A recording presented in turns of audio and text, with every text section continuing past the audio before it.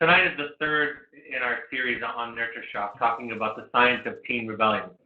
And one thing, of course, that I love about this book that I talk about is it causes you to think. And I think every chapter really leaves me, or parents, with a sense of optimism, a sense that there's something in the research that leads us to be more hopeful about ourselves, about our parenting, and about our children. And tonight is no exception. So I'll be talking about a few different studies, a few different aspects, and then what we can pull from them that helps us to think about parenting, our parenting decisions more effectively, more thoughtfully, with more information.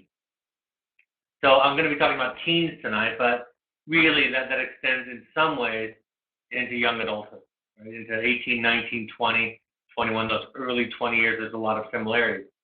And a lot of your young adults are grappling, of course, with developmental delays, right, and immaturity, that they look and sound and act a lot more like a teenager than they do a young adult in many cases. For adolescents, arguing with adults is a sign of respect, not disrespect. And arguing is constructive to the relationship, not destructive. There's really an important point throughout this chapter about the value of conflict. And I think we as people and as parents, as adults, we value, of course, a lack of conflict or placidity, right? Getting along with people, and don't see the value in it. And I think for a lot of the work that I do with parents, that sometimes is the shift, right? It's learning to place a different kind of value perspective on a certain behavior, and in this case, conflict. I think at its core, I think that conflict and rebellion is a sign of a developing self, right? Of course, it can get out of control and become dangerous, and that's a lot what leads parents to send their children to programs like ours. But part of our process also is understanding where's the richness in it, where's the wisdom in it. I've told this story a few times about a colleague of mine that I respect who was doing a presentation at a seminar. And at one point he said, there's a lot of wisdom in the anger of our teenagers. And he almost apologized for it afterwards because I think he wanted to give, again, empathy to those who are struggling with really dangerous behaviors. But I think that there's a lot of truth in what he said. That in some ways, in fact, I have 4 children, and I don't worry about the ones that are rebellious as much as I worry about the ones that are cooperative, like the ones that are too eager to please. That actually worries me a little bit more. Not that the ones that are oppositional are easy; they take effort and time. But I in the long run, I really have confidence in their ability to stand up for themselves. It reminded me of, I was thinking about it as I was rereading the book again this week, about a piece of advice that an older gentleman gave at a wedding breakfast that I was at several years ago. And when he stood up to give his toast and advice, and I think he was a great uncle of one of the bride or groom. And what he said was, I thought, funny and also really wise. He said, if you're not fighting with each other, then one of you is an idiot. And it was, of course, novel advice, not the kind of thing that you usually hear at a wedding dinner, or in this case, a wedding breakfast. But he was saying it's okay to work this out, to work out yourself in the relationship. And healthy fighting can be, of course, an important way to carve out one's needs, one's place, one's self in a relationship. And oftentimes, and they give examples in this chapter, that when children go or are required to go so much more underground, or people go so much more underground, that's when it really can become a problem. So learning to expand, learning to negotiate is important. The teens perceive that when parents are willing to negotiate some, that they see them as flexible and then really hearing the teen. Now, the risk, and they mention this in this chapter, is that you don't negotiate because you're not okay with the child being upset, you want to be their friend, or you want to get them to like you, you have a hard time with them dealing with difficult emotions. You don't do it from that place. You do it from a place of listening and understanding, and really listening to the teenager's point and seeing if they've made a valid argument that a rule might be changed, altered, suspended for an evening or for a given situation. And also, I think it's really important that parents not get caught in the trap of worrying about having been made a fool, right? That you got duped in the process. That's really about ego.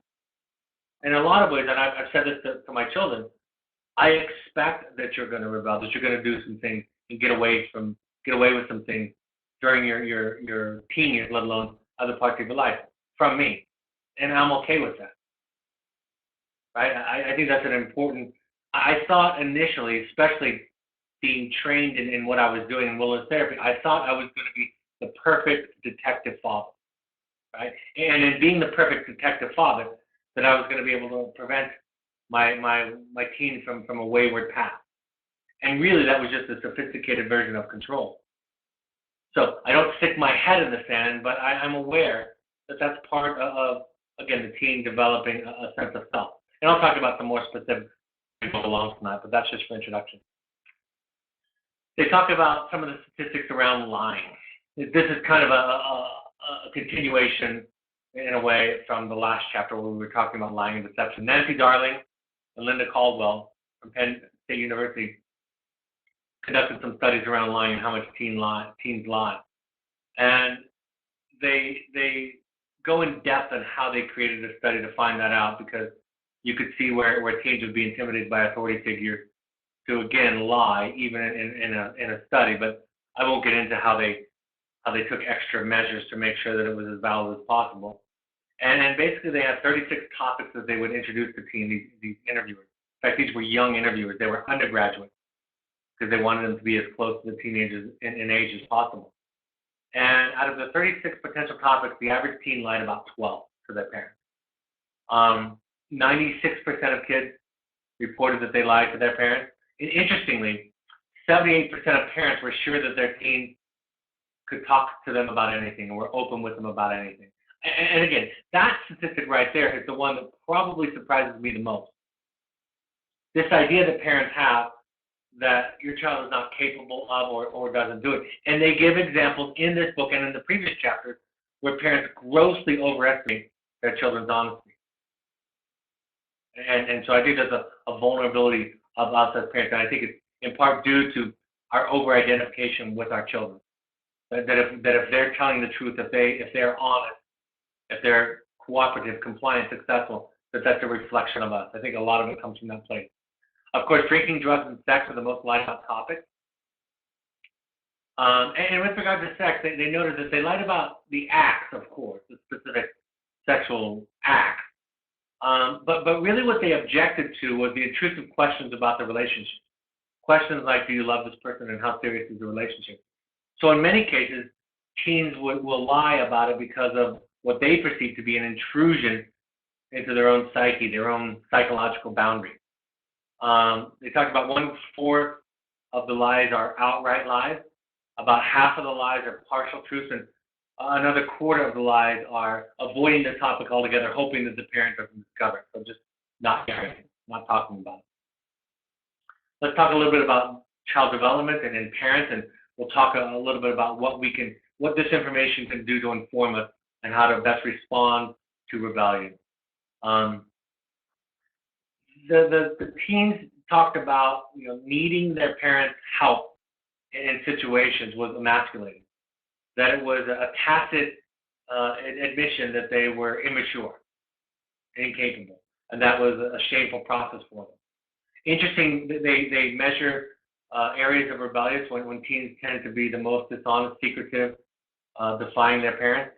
I think a lot of us might assume that it would be a little bit later, but 14 and 15 is the height.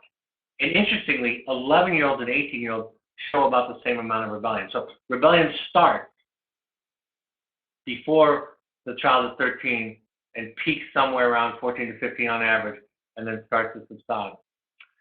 Oppressive, controlling parents were not more likely to raise children. They were more likely to raise children that were compliant, but many of these children also suffered and expressed feelings around depression, and they were feeling oppressed by the situation. So they might be compliant, but again, it's something that I talk about all the time. Compliance is overvalued by us.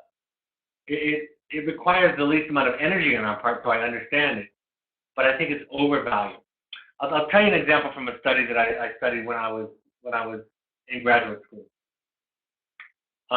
It was about the effect of parents and their children in daycare. And what they saw was there wasn't enough time in a given day for a child to practice healthy defiance, if you will, right? In classrooms, in daycare situations, compliance is very valued because a leader or a teacher or a daycare worker can't deal with a bunch of non-compliance. Then, of course, the parents who, in the case of daycare, are often working all day, they come home at night wanting to spend quality time with their children. But parents measure quality time as non-conflictual time. And oftentimes, they're less patient because they value peaceful, non-conflicted time as quality time. But what they talked about in the study is that children need some outlet somewhere to experiment with autonomy. And this flies in the face of course, the parents' need to come home and relax and have some peaceful, non-conflicted time.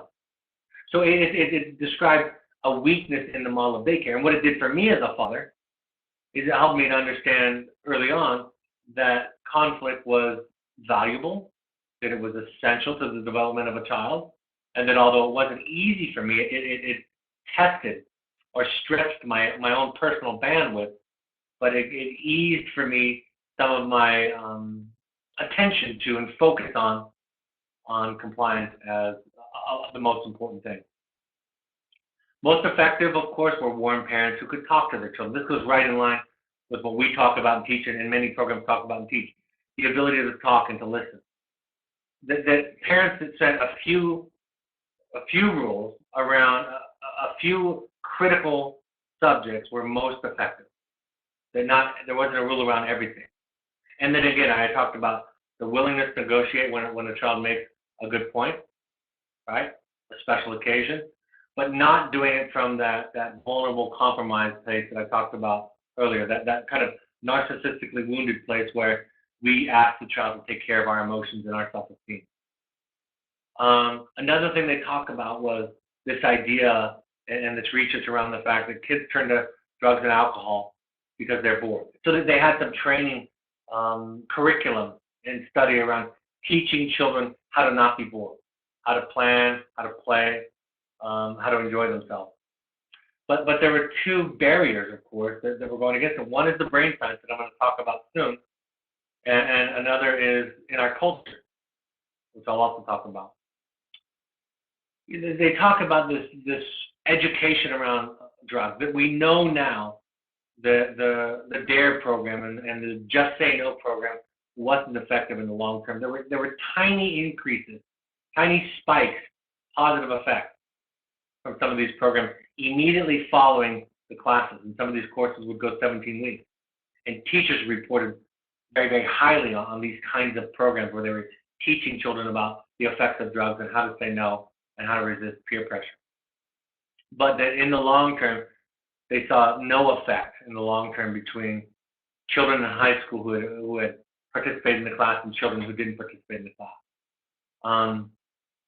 They talk about how boredom starts in the 7th grade, and really this might have to do with brain development. I'll talk about that. Interestingly, they said that busy kids that are highly scheduled, and that's one of the challenges in our society at times, kids that were heavily scheduled and kids with a lot of free time reported equal amounts of boredom. What they try to teach children was to learn to figure out why they are doing what they're doing, to pay attention to intrinsic motivation. Again, that's a big dose of what we do in the program, is to teach a child to learn how to think and feel what's going on for them inside. I can't tell you how many times in my history I've had a child write a letter to a parent saying, "You made me play soccer or little league or dance," whatever, pick the topic. And a parent's reaction and experience of that same activity was, "I didn't make you do it. I thought you were happy. I thought you wanted to do it." But this is an important distinction. For a lot of children, those are one and the same thing. Making you happy is for them an absolute mandate psychologically, right? It's imperative that they make you happy. And they can't distinguish, their young brains can't distinguish from being coerced or forced into something and simply doing something that makes you feel proud or happy or satisfied.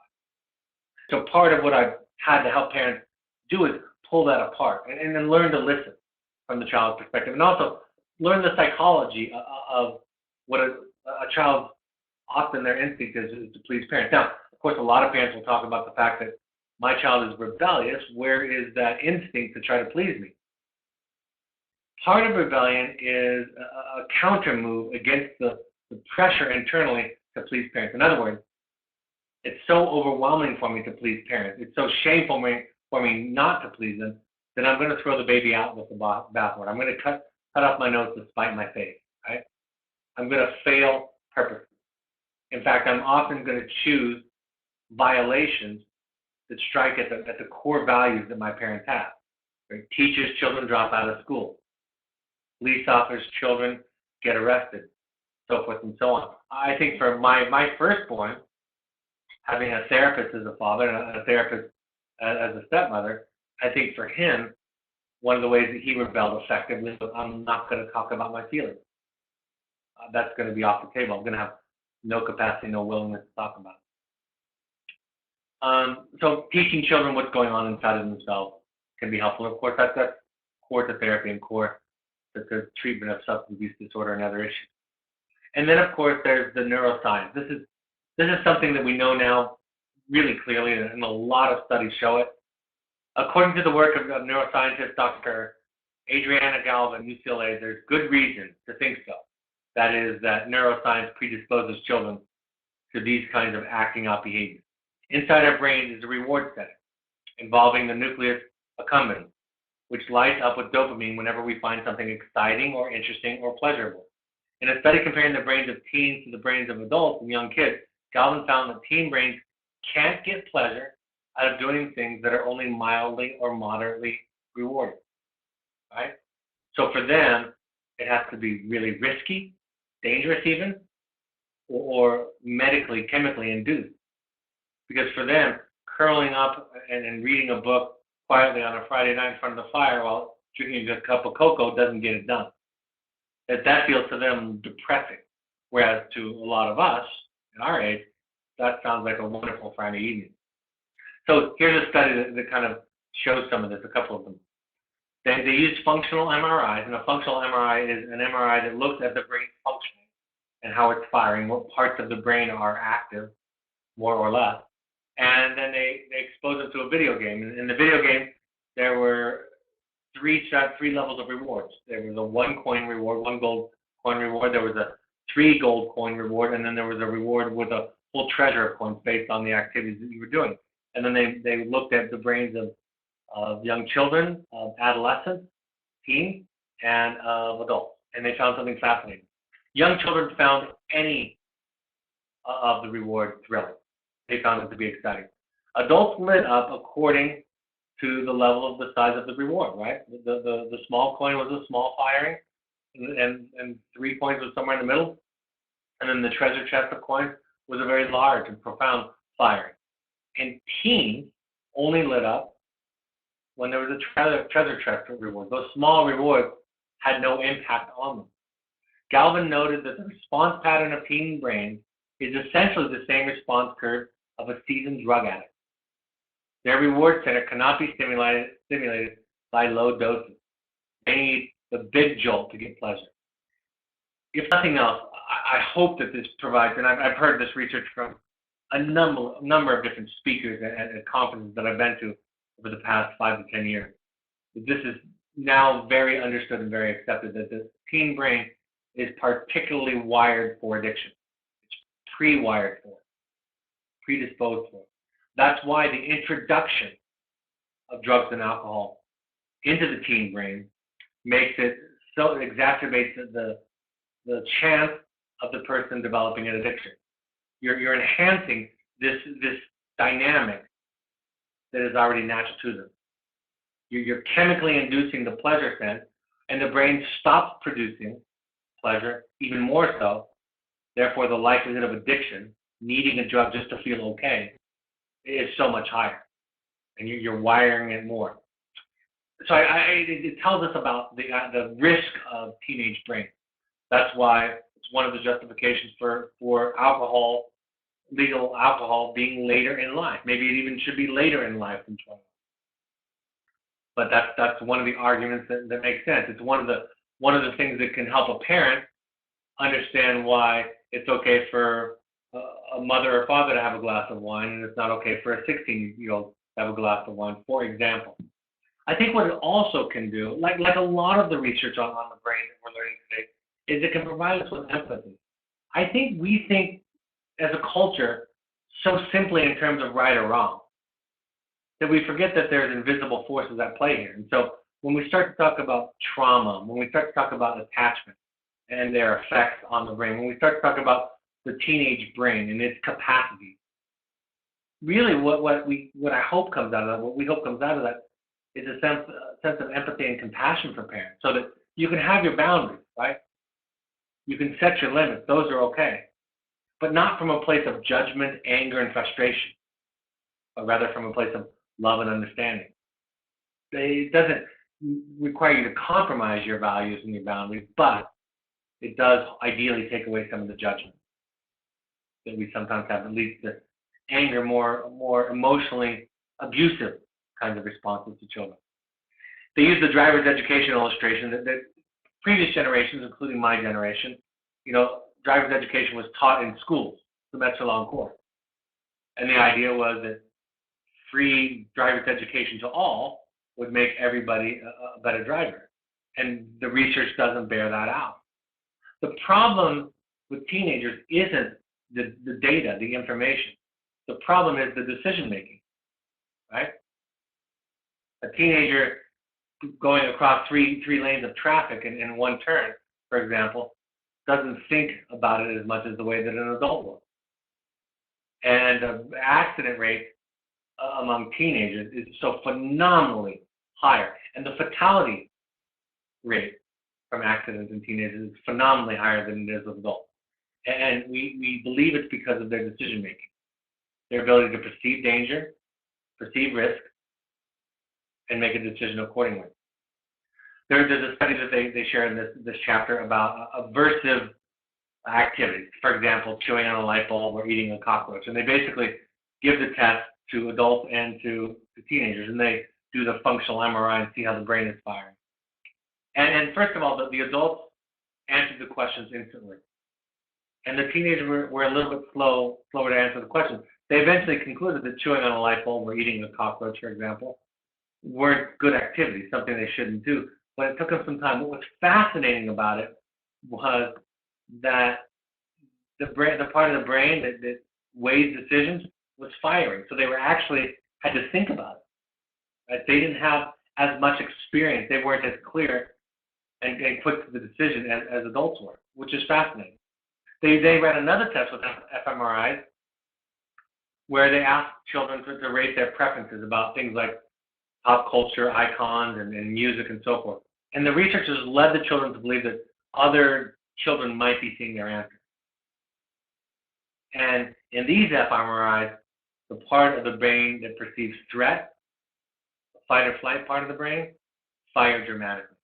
So in other words, the teen's brain at 15 in a nutshell. Fearless to jumping off roofs, but terrified of having its love of Nickelback exposed. Might there be a way to harness the latter and minimize the former? Right? It really does show you, and hopefully, again, it adds some compassion to us full-brainers, as I like to call them, for the most part, even though we make plenty of mistakes. It adds compassion to the equation when thinking about the things that our teenagers and young adults do. And that question that gets asked so often, I hear it asked in couples and in families and to children, and it's rhetorical. And I talk about this all the time. The question is, why did you do this? Why did you do that? Sometimes it's not as conscious as we think. The goal of therapy is to raise consciousness, right? That's part of the goal of therapy. And I always say that question is as much a judgment and an accusation as it is a real inquiry. Because my answer to that question often to a parent is, that's a perfect question, it's a great question. But let's spend some time trying to answer it. And the answer might not be satisfying. You might not like it. But in some context, everything that everybody does makes sense. Our job as a therapist is to find that context. to tell that story for the person that can't tell it themselves. And then out of that story, out of that explanation, arise certain needs, certain kinds of environments and responses from parents, from the classroom, from others. That really becomes our job. So hopefully this adds compassion. Now to the research about conflict specifically. In the families where there was less deception, there was much higher ratio of arguing and complaining. Arguing was good. Arguing was honesty. The parents didn't necessarily realize this. The arguing stressed them out. Parents rate, like I said in the beginning, parents rate conflict much more negatively than do their children. Holmes found that 46% of the mothers rated their arguments as being destructive to the relationship. Being challenged was stressful, chaotic, and in their perception, disrespectful. The more frequently they fought, the more intense the fights were. The more the mom rated the fighting as harmful. But only 23%, half of the daughters felt that their arguments were destructive. Far more believed that fighting strengthened their relationship with their mother. Their perception of fighting was really sophisticated, far more than we anticipated for teenagers living at home. They saw fighting as a way to see their parents in a new way as a result of hearing their mother's point of view being articulated. So that again helps us to understand. And there's an old adage that if you get in an argument with a teenager, you've lost because the teenager enjoys it. And we kind of always use that to discourage parents from arguing. It doesn't have to be arguing. I like talking about healthy fighting, right? And healthy fighting isn't always done gracefully. But if we overvalue cooperation, if we overvalue compliance, I think we do something much more harmful than we do if we allow for it and then value some of the conflict and some of the arguments. University of Rochester's Dr. Judith, I don't know how to pronounce the last name, Matina, a leader in the study of teen disclosure, confirms that over the long term, moderate conflict with parents during adolescence is associated with better adjustment than either no conflict or frequent conflict. So again, it's a balance. It's not always conflict. So it's not the kind of things that a lot of your children were engaging in when they are home. But I will say this, it's what a lot of them are going to be like after wilderness and after therapeutic secondary program. If we expect or hope or are aiming for none of that, and we have real legitimate trauma, we parents who have gone through this. And so anything that looks anything like the old highly conflictual situation, in some cases, is going to trigger a trauma response, right? So part of your work in the meantime, part of your work over time, is to be able to distinguish between high conflict and moderate level of conflict, which researchers believe are a sign of healthy development over the long term. And that's what therapy and family therapy can do. They talk about there's a lot of dual narratives in our culture around a lot of things, right? The idea that teens are lazy, and then there's another narrative that teens are overscheduled. And in some cases, we can see where the narratives can blend, right? Where it's a dialectical, where both things can be true at the same time. But the danger, the authors say, the danger is when these narratives don't just reflect, they steer. Wrong from the start, comprising only half the story, these narratives nevertheless become the explanatory system through which adolescents see their life. I can only wonder how many teens naturally prone to seeing conflict as productive instead are being taught to view it as destructive, symptomatic of a poor relationship rather than a good one. How many like their parents just fine, yet are hearing that it is uncool to do so? How many are acting disaffected and bored because showing they care paints them as a fool? How many can't tell their parents the truth because honesty is just not how the story goes? So again, it asks us, it invites us to be careful of seeing things as black and white. One of the 8 tools that I talk about in my webinar, my favorite webinar on the 8 tools for a healthy relationship in the blog that I wrote about it, one of the tools is to avoid black and white thinking. And I think it's especially true for families on the back end of this. It's true all the way through. But I think a lot of families think of things as pass or fail. And part of that idea not just comes from my experience, but from the research, where families that identify themselves as successful 2 years post-treatment were to identify what are the skills, the tools, the ideas that they utilize. And one of the three things that they mentioned, one of the three things was avoiding black and white thinking about behavior and about each other. So what are some of the take-homes? Conflict is okay and may often be a sign of a healthy development of the self in the child. Rebellion is normal. Rebellion for a child is partly about fending off what they feel is an intrusion. And that if we overvalue compliance, we might be creating a dynamic that is oppressive emotionally for a child. The solution they talk about to rebellion is not about strictness. I talk about that in my chapter on control versus influence. Right? That's not the solution. The solution is an open dialogue, right? A complex, sophisticated relationship between parent and child. Some negotiation from a healthy place, not from a compromised place. And permissive parents, and the place that it comes from, can be toxic. When permissive parenting comes from that place of not wanting to upset the child, not wanting the child to be angry, essentially turning the relationship upside down, where the child is responsible for your esteem and sense of well-being, then it can be toxic. Teens are lying as a way to protect against intrusion. Teen brains are predisposed to risk-seeking and addictive patterns. And understanding the teen with empathy is an essential ingredient in a healthy parent-child relationship. Again, it's a wonderful book if you haven't read it. It's a good one that you can listen to. I listened to the audio version this week because I'd read the book before, and I was listening to the audio version to get refreshed in order to do these. I haven't reviewed all the chapters in my 3-part series. I thought some were more relevant to our population than others, but I think there's some other fascinating studies. And I hope one thing that it does is it challenges us to be open to learning. I was telling somebody this today, that I think one of the most dangerous kinds of presentations is the person who has arrived. I jokingly talk about, because I didn't know my grandparents at the age of 30 years old, but from what my uncles and my mother told me, I have this idea that my grandparents learned everything there was to know by the age of 30. They knew all the truth in the world. And very little new ideas, new truth got into them, right? And they were very sure to tell everybody what the truth was in their life. And there's a catch-22, right? Because a lot of parents that I talk to are very insecure, very not knowing. And it comes from a place of fear, and it comes from a place of anxiety. I'm not talking about that kind of not knowing. I'm talking about the kind of not knowing that the Buddhists call a beginner's mind. I'm talking about the kind of not knowing that my therapist talks about when she says that really wise and gifted psychotherapists are proud of what they don't know versus what they know, and that's the magic.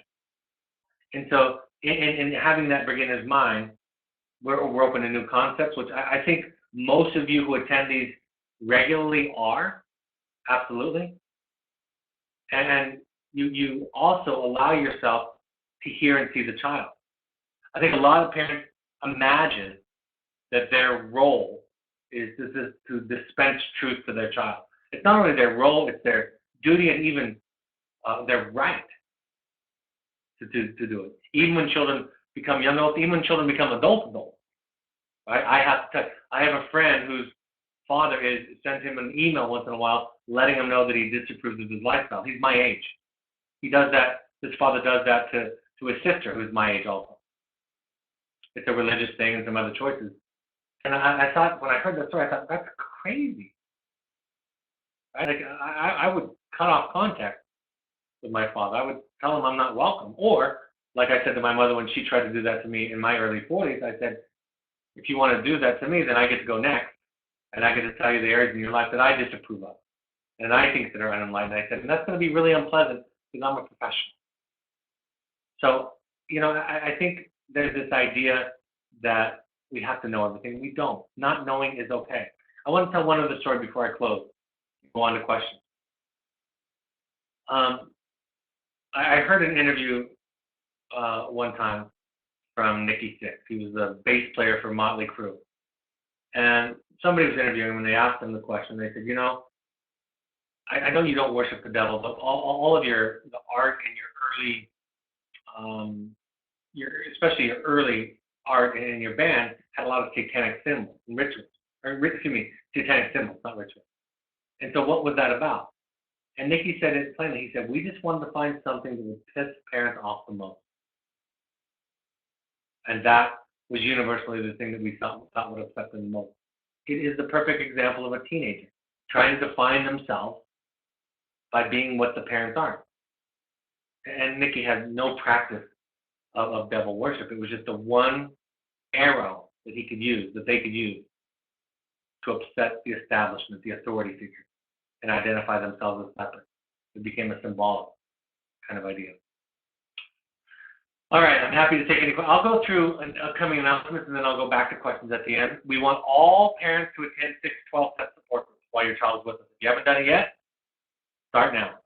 Any combination of Al-Anon, CODA, Families Anonymous. You can also go to NAMI.org and find your local chapter.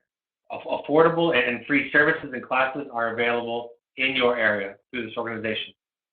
All of these broadcasts are available as podcasts. They usually go on within 24 hours. They always go on within 24 hours after we broadcast them live.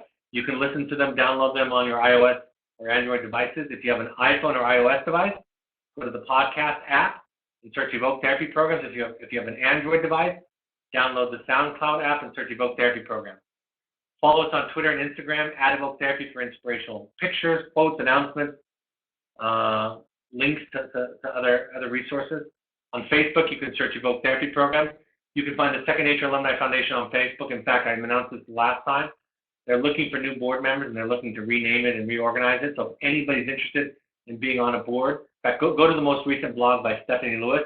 She's on the board, and she wrote a blog about what they do and what they're looking for. And they just got an incredibly wonderful and generous donation that's going to pay for many people to go through programs like ours just recently. So they're doing good work, and you can be a part of it. You can also go to our blog, the Evoke Therapy blog on our website. We have about 2 new articles per week. My book, The Journey of the Heroic Parent, is available on Amazon. It's a great holiday gift. You can also get an audio version of it or listen to it on CDs. The upcoming workshops that we would like all current parents to go to, if possible, we encourage you. It's experiential, multifamily. You get to do some of the field work. You get to meet the staff. People talk about it glowingly. The next one is at Cascades in our Oregon program, January 20th and 21st. You can email gail@evoketherapy.com for more information or to RSVP. I'll have the Entrada ones up. These happen about every 6 weeks, and so share them, and Entrada hasn't announced theirs yet. You can combine that with the field visit if your therapist thinks it's an appropriate time. The Finding You intensives are for any adult. We still have a couple of spots left in our January intensive. So if you want to do deeper work around yourself, around relationships, in fact, I think if everybody had the resources, the financial ability, and the time, I would ask everybody that wants to do a family intensive to start off with a Finding You. We do also do private family intensives that I run, so you can inquire by going to our website, emailing us at intensives@evoketherapy.com, or calling our admissions team. Finding You is something that I patterned it after a program that I went to and all of my family went to individually, and I find it to be, for me, one of the most rewarding things I've ever done in my life, even though I've been in therapy for more than 20 years of my life consistently. Upcoming parent support groups, I'll be in the Bay Area, special collaboration with Palo Alto Preparatory School. On Wednesday, January 10th, I'll be talking about boundaries at a deeper level than I talk about often, and it'll be interactive, 6:30 to 8 p.m. So please RSVP to Andrea@evoketherapy.com if you're coming to that. Then I'll be back in New York City at our usual site near the Empire State Building, 7 to 9 p.m. on January 22nd. Pursuits trips are adventure trips. They can be anywhere from a few days to several days, anywhere in the world, any kind of adventure activity you can imagine. You can go to our website to learn more. Families can do this, or this can be for young adults. Happy to answer any questions. No other questions tonight. So thanks for joining us. I'm going to review The Conscious Parent, Transforming Ourselves and Empowering Our Children by by Shefali Sabari. I think that's how you say her name. I'm going to be reading and reviewing that on January 2nd. I'm off next week for the holiday. I hope all of you are having and will have a wonderful holiday season. I'll talk to you in the new year, January 2nd. I look forward to it. Thanks for taking the time. Thanks. Hope this point of contact is helpful. And the bottom line is thanks, on behalf of your children, for being willing, being able, having the capacity to make your life a project, to be willing to learn something. Like I said, they don't need you to be perfect. They just need you to make your life a project. So thank you on behalf of them. Have a great end of the year. Have a great and safe New Year's, and I'll talk to you next year. Take care. Bye-bye.